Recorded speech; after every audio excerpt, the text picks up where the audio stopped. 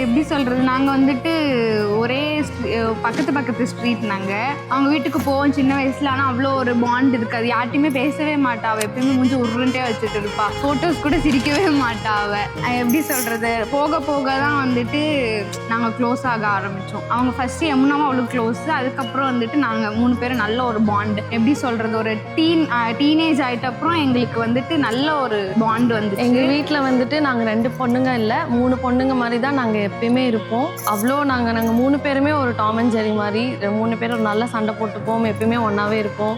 நிறைய ஃபோட்டோஸ் எடுப்போம். எங்களுக்கு நிறைய மெமரிஸ் இருக்குது. அது வந்துட்டு வார்த்தையால் சொல்ல முடியாது.